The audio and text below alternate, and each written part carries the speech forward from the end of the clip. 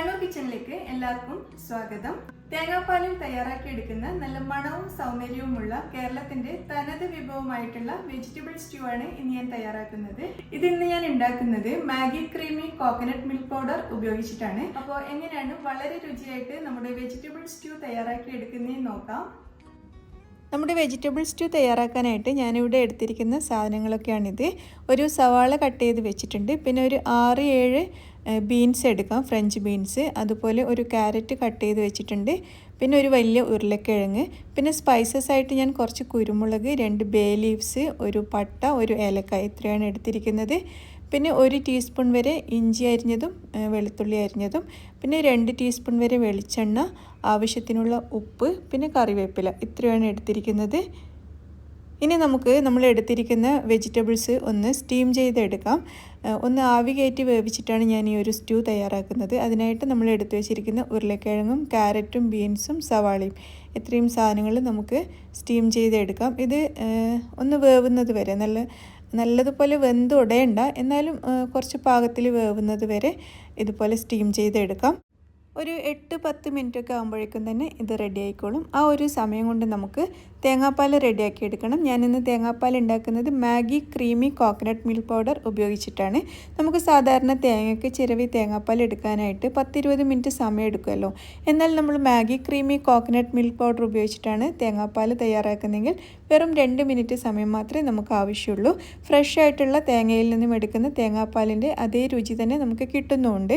അപ്പോൾ ആദ്യം ഞാൻ തയ്യാറാക്കുന്നത് 1 കപ്പ് 1-ാം പാലാണ് കേട്ടോ, നല്ല തിക്കായിട്ടുള്ള പാല്. അതിനായിട്ട് 3 table spoon Maggi creamy coconut milk പൗഡറാണ് ഉപയോഗിച്ചിരിക്കുന്നത്. ഇതിലേക്ക് നമുക്ക് നല്ല ഇളം ചൂടുള്ള വെള്ളം 1 കപ്പ് ചേർത്ത് കൊടുക്കാം. വെള്ളം ചേർത്തിട്ട് ഒന്ന് സ്പൂൺ വെച്ചിട്ട് മിക്സ് ചെയ്താൽ മാത്രം മതി. കുറച്ചൊന്ന് മിക്സ് ചെയ്യുമ്പോഴേക്കും തന്നെ നല്ല തിക്കായിട്ടുള്ള നല്ല സ്മൂത്തായിട്ടുള്ള തേങ്ങാപ്പാൽ നമുക്ക് റെഡിയാക്കി എടുക്കാൻ പറ്റും.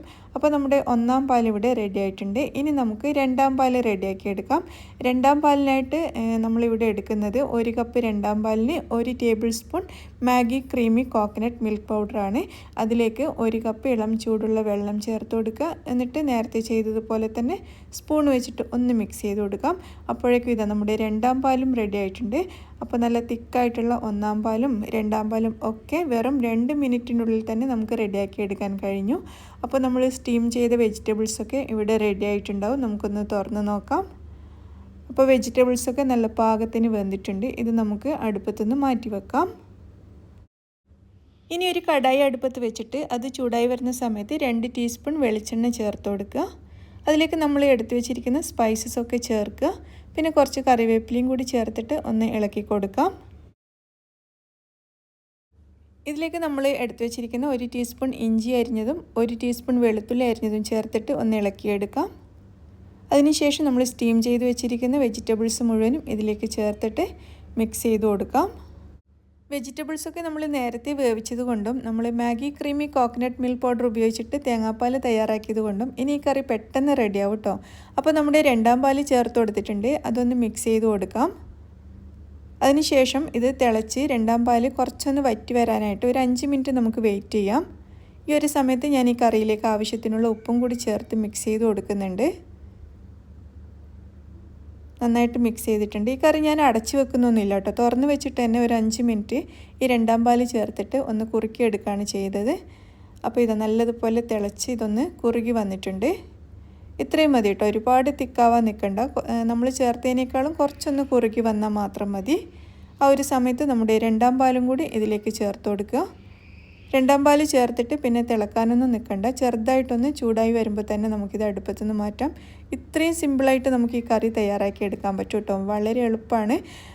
അതുമാത്രമല്ല ഇതുപോലെ കുറച്ച് ലൂസായിട്ട് ഇരിക്കുന്നതാണ് നല്ലത്. നമുക്ക് ഇടിയപ്പത്തിനും വെള്ളയപ്പത്തിനും ഒക്കെ കഴിക്കുമ്പോൾ കുറച്ച് നേർത്തിരിക്കുന്നതാണ് നല്ലത്. അപ്പോൾ ഇതാ ചെറുതായിട്ടൊന്ന് ചൂടായി ഒന്ന് തിള വരാൻ പോകുന്നുണ്ട്. ആ ഒരു സമയത്ത് നമുക്കിത് അടുപ്പത്തുനിന്ന് മാറ്റാം. നമുക്കിതൊരു സെർവിങ് പ്ലേറ്റിലോട്ട് മാറ്റി കൊടുക്കാം. അങ്ങനെ വളരെ സിമ്പിളായിട്ട് നമ്മൾ നമ്മുടെ വെജിറ്റബിൾ സ്റ്റ്യൂ തയ്യാറാക്കിയിട്ടുണ്ട്.